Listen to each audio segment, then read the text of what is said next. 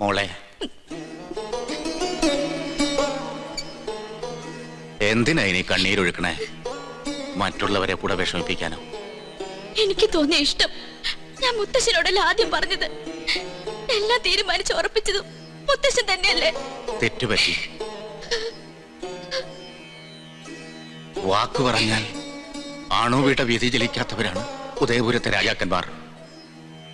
രാജവാഴ്ചയുടെ അവസാന പരമ്പരയിലെ കണ്ണിയായ ഈ മുത്തശ്ശന് വാക്ക് പാലിക്കാൻ കഴിയാത്തതിലും എന്റെ മോൾക്കുറപ്പിച്ച വേളി നടത്താൻ കഴിയാത്തതിലും വിഷമമുണ്ട്. ആരും മനസ്സ് വിഷമിപ്പിക്കണ്ട. അച്ഛൻ തമ്പുരാൻ പറഞ്ഞ വാക്കിന് മാറ്റമുണ്ടാവില്ല. ബ്രഹ്മദത്തൻ നമ്പൂതിരിയുടെ മകൻ ഉണ്ണികൃഷ്ണനുമായി ഇവളുടെ വിവാഹം നടത്തുമെന്നല്ലേ അച്ഛൻ പറഞ്ഞത്? അതെ, അത് തന്നെ നടന്നിരിക്കും. തീരുമാനിച്ച ദിവസം തന്നെ, നിശ്ചയിച്ച മുഹൂർത്തത്തില്. വരിക.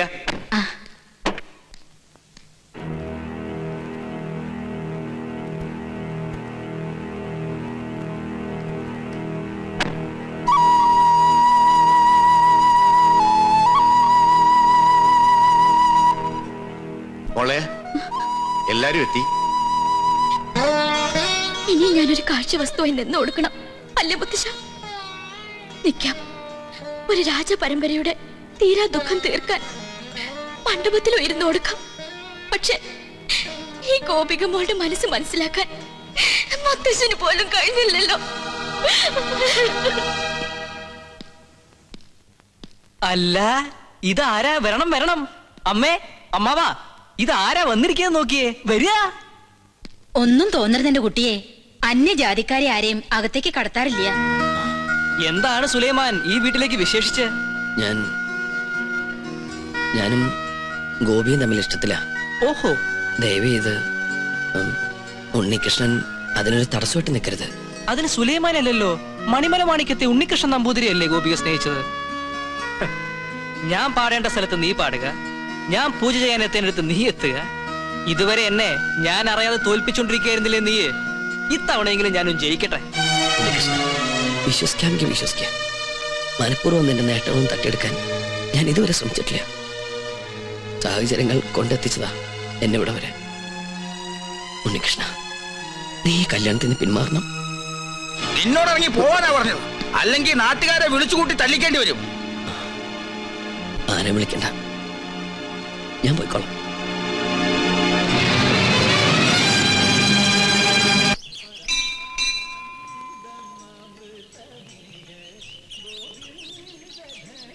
അച്ഛാ, ഓർക്കാൻ പറ്റാത്ത തെറ്റാ ഞാൻ ചെയ്തത്. അന്നത് മനസ്സിലാക്കാനുള്ള വിവേകം ഉണ്ടായിരുന്നില്ല. ഒരു മാപ്പ് പറയലാണ് ഉദ്ദേശമെങ്കിൽ ഇനി അതിന്റെ ആവശ്യമില്ല. മനസ്സുകൊണ്ട് പല പ്രാവശ്യം ഞാനത് ചെയ്തു കഴിഞ്ഞു. ഇപ്പൊ ഞാൻ വന്നത് എന്റെ മകന്റെ കണ്ണീര് കണ്ടിട്ട. അവന്റെ ഉള്ളും എല്ലാരേക്കാൾ അറിയുന്നത് ഞാൻ തന്നെയല്ലേ. സ്വന്തം പേരക്കുട്ടികളെ കണ്ണീര് കുടിപ്പിച്ചിട്ട് ഇനി അച്ഛൻ എന്താ നേടേണ്ടത്?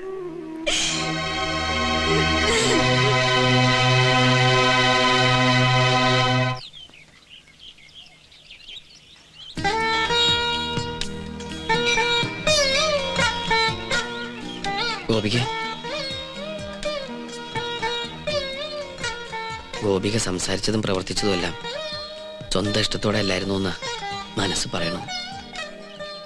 അതുകൊണ്ടാ ഒരിക്കൽ കൂടി തനിച്ച് കാണണമെന്ന് വിചാരിച്ചത്. ഒരു മത്സരത്തിലൂടെ സ്വന്താക്കേണ്ടതല്ലോ ഇഷ്ടവും സ്നേഹമൊക്കെ. എനിക്കും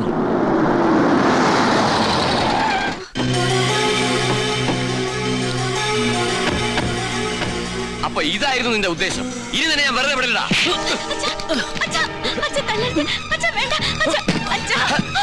മാറി തുടങ്ങിയോ? ഇനി അവിടെ തല്ലരുത്. അത് പറയാം. നീ ആരാണ്? കൊല്ലും നിന്നെ ഞാൻ. തൊട്ടുപോകരുത്. ഇവരെന്ത് തെറ്റ് ചെയ്തെന്ന് ഏട്ടനീ പറയുന്നേ? ഗോപിയുടെ മനസ്സിൽ ഇപ്പോഴും ഇവനില്ലേ? ബാലഗോപാല, മറ്റുള്ളവർക്ക് ഇവൻ കാണിക്കുന്ന ഒക്കെ ഭ്രാന്ത. പക്ഷേ എനിക്കെല്ലാം മനസ്സിലാവും.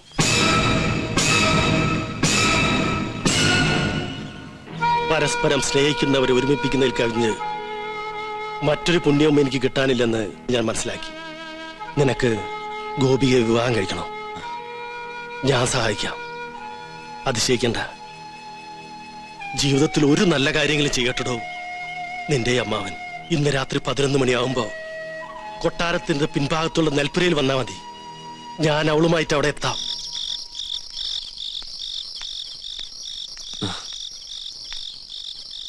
ഗോപിക വരൂ.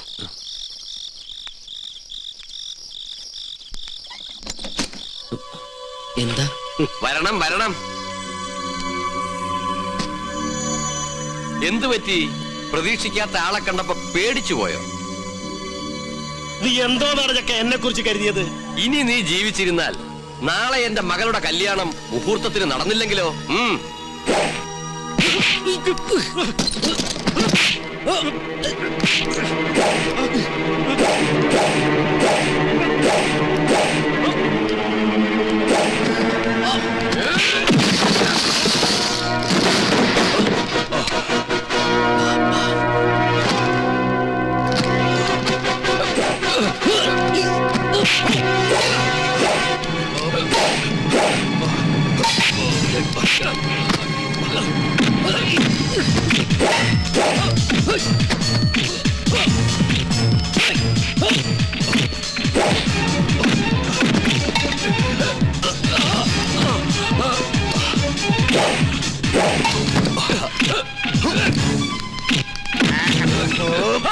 അനക്കിയവന്മാരും പോരാ, നിങ്ങൾ പോയി അടിച്ചോ.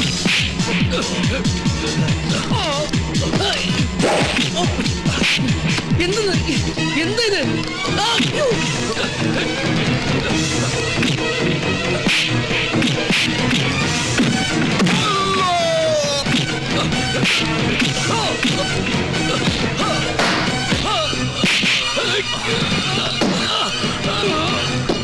അപ്പ വേണ്ട, മാറ്.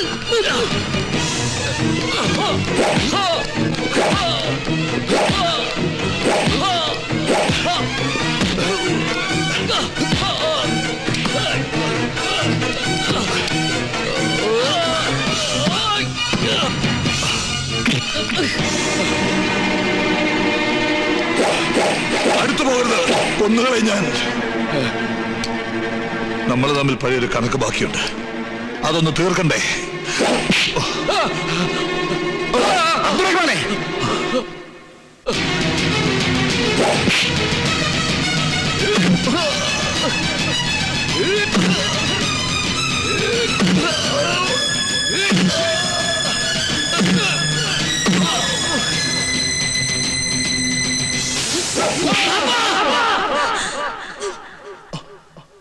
എന്നെയും അമ്മയെക്കാളും വലുതാണ് ബാപ്പയ്ക്ക് പ്രതികാരമെങ്കിൽ കൊല്ല്. ഇതുകൊണ്ട് നഷ്ടപ്പെട്ടൊക്കെ നമുക്ക് തിരിച്ചു കിട്ടോക്കി കൊല്ല്. എന്തെങ്കിലും സംഭവിച്ചു പോയ അമ്മയുടെ കണ്ണീരിന് മുമ്പിൽ ബാപ്പയ്ക്ക് മറുപടി പറയാൻ കഴിയും.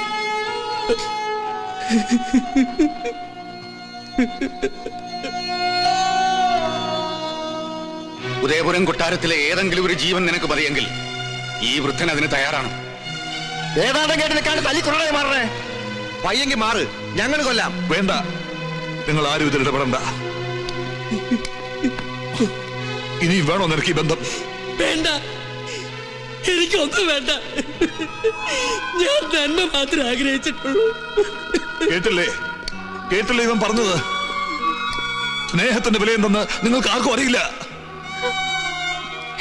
എടീ കൊച്ചേ, ദിവസവും ദൈവത്തോട് പ്രാർത്ഥിക്കുമ്പോ ഒന്നുകൂടി അപേക്ഷിക്കും, അടുത്ത ജന്മത്തിലെങ്കിലും മക്കളുടെ മനസ്സറിയുന്ന തന്തയ്ക്ക് പിറക്കണമെന്ന്.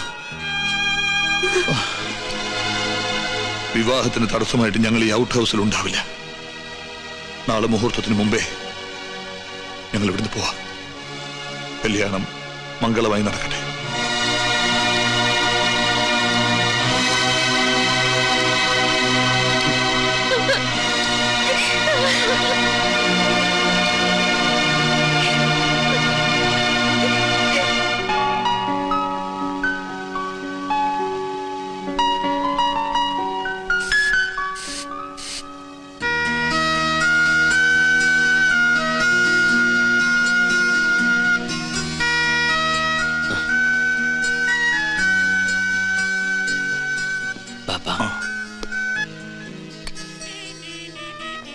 ബാപ്പ, അനുവാദമില്ലാതൊരു കാര്യം ചെയ്യാ, എതിർക്കരുത്.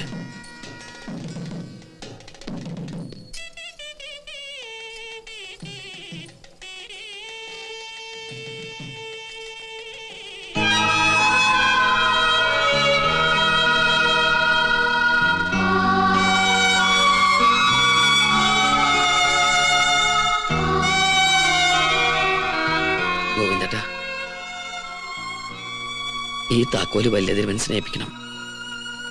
പിടിച്ചു വാങ്ങിയിട്ട് തിരികെ ദാനം തരുന്നതല്ല. ഈ കൊട്ടാരം പകുത്ത് മാറ്റിയിട്ട് അതിന്റെ യശസ് കളയരുന്ന മനസ്സ് പറയണം. ഈ കൊട്ടാരം ഇങ്ങനെ തന്നെ ഉണ്ടാവണം എന്നും.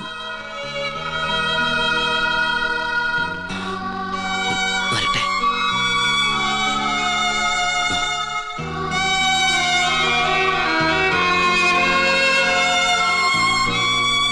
ഇത് ഗോപിയയ്ക്ക് കൊടുക്കണം, വിവാഹ സമ്മാനമായിട്ട്.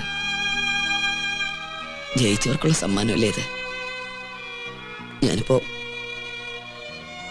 തോറ്റു മടങ്ങല്ലേ?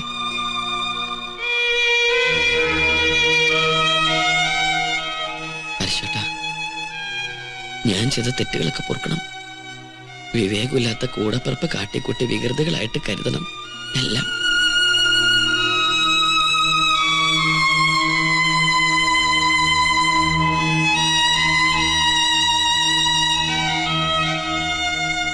മുത്തശ്ശ, സന്തോഷമില്ലേ?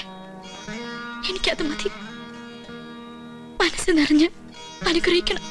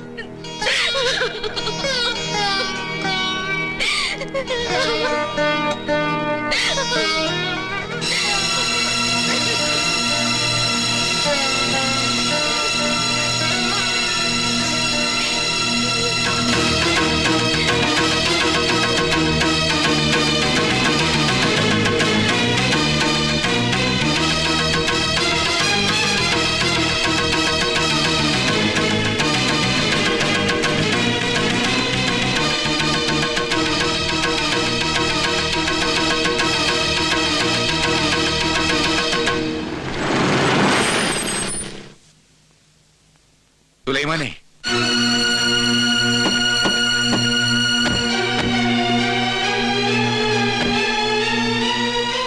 അബ്ദുറഹ്മാനെ, ഈ രണ്ട് കുട്ടികളുടെ മനസ്സ് വേദനിപ്പിച്ചിട്ടുള്ള ഒരു അന്തസ്സും ആഭിജാത്യവും അഭിമാനവും എനിക്ക് വേണ്ട.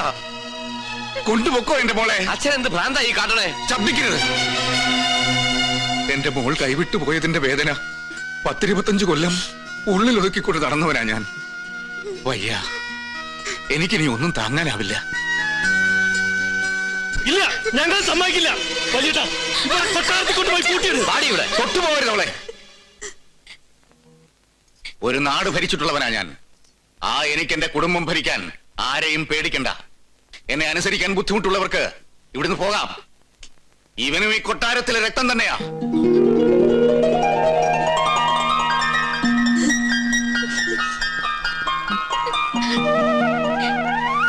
നിങ്ങളെ ആരും തടയില്ല. പക്ഷെ ഒരപേക്ഷയുണ്ട്. ഈ കൊട്ടാരത്തിൽ വേറെ സന്തതികളില്ല. അവസാനത്തെ കണ്ണിയാണ് എന്റെ കുട്ടി. നിനക്ക് ഇവളോടൊത്ത് ഇവിടെ കഴിഞ്ഞൂടെ?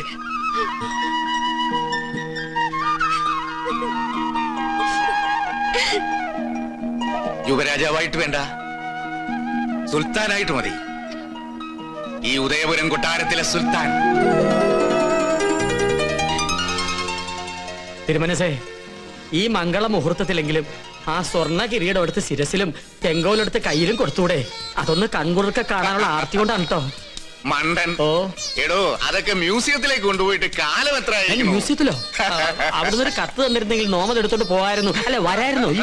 കാണണമെങ്കിൽ ഇത്തിരി കഠിന നിഷ്ഠകളുണ്ട്. ഒരു വലിയ കാണുന്നില്ല. എന്നാ പിന്നെ ഇയാളോടൊന്ന് മാറിക്കാൻ പറയൂ. ശുഭകാര്യം നടക്കുകയല്ലേ, നിന്നോട്ടെ. സന്തോഷായി. സർവമംഗളാന ഭവന്തു.